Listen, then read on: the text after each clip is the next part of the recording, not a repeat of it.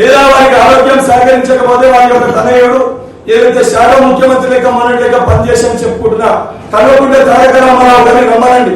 తనతో పాటు వాళ్ళ బావ హరీష్ రావు గారు కూడా ఎంట పెట్టుకొని రమ్మనండి. కేటీఆర్ గారు, హరీష్ రావు గారు మీరు రండి. మీరు ఎక్కడికి రమ్మంటే అక్కడికి చాలా లెక్కలు తేల్చుకునేది ఉంది. ఏదైతే మీరు చేసిన మోసాలు కానీ, మీరు ఇచ్చిన వాగ్దానాలు ఎన్ని మోసాలు చేసిండ్రు, ఎన్ని అవకతవకలు జరిగినాయి, ఈ రోజు ఈ సమస్యలన్నింటినీ కారకులు ఎవరు, అసలు జియో 46 తెచ్చింది ఎవరు, 2018లో ఈ జియో నెంబర్ 81 మార్పులు చేర్పులు చెయ్యండి ఎవరు, ఇవన్నిటిపైన చర్చలకి నేను కూడా సిద్ధంగా ఉన్నా. మరి కేటీఆర్ గారిని తీసుకొని వస్తారా, కేసీఆర్ గారిని తీసుకొని వస్తారా, హరీష్ రావు గారిని కూడా వెంట పెట్టుకొని వస్తారా? సమయము, తేదీ, స్థలము మీరు నిర్ణయించుర్రి.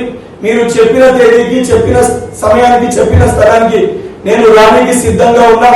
ఏదైతే మీ అంతా ఎక్కువ చదువుకోకపోయినా, ఏదైతే సంబంధించి బీఆర్ఎస్ పార్టీలో ఆ లీకేజ్ సమయంలో అదృష్టవశాత్తము నా చదువంతా కూడా నా ఇంటర్మీడియట్ కానీ నా స్కూలింగ్ అంతా కూడా కాంగ్రెస్ హయాంలో జరిగింది కాబట్టి ఏ అవకతవకలు జరగకుండా, ఎక్కడ లీకేజ్ జరగకుండా కంప్లీట్ చిత్తశుద్ధితోటి నా చదువు నేను పూర్తి చేసుకొని నేను డాక్టర్ వృత్తిగా ఏదైతే కొద్దిగా ఆలస్యమైన కూడా నా మెడిసిన్ ని కంప్లీట్ చేసుకొని ఈ రోజు నేను తెలంగాణ మెడికల్ కౌన్సిల్ గా కూడా ఎన్రోల్డ్ డాక్టర్ గా ఉన్నా.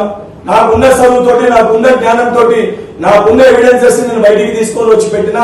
ఎక్కడన్నా నా తరఫున తప్పులు జరుగుతాయని అంగీకరించి సిద్ధంగా ఉన్నా తప్ప 80,000 పుస్తకాలు చదివినా, 90,000 పుస్తకాలు చదివినా నాకంటే పెద్ద జ్ఞాని ఈ భూమి పైన లేడని చెప్పని కేసీఆర్ గారి ఒక వ్యవహారం లెక్క నా వ్యవహారం ఉండదు సార్.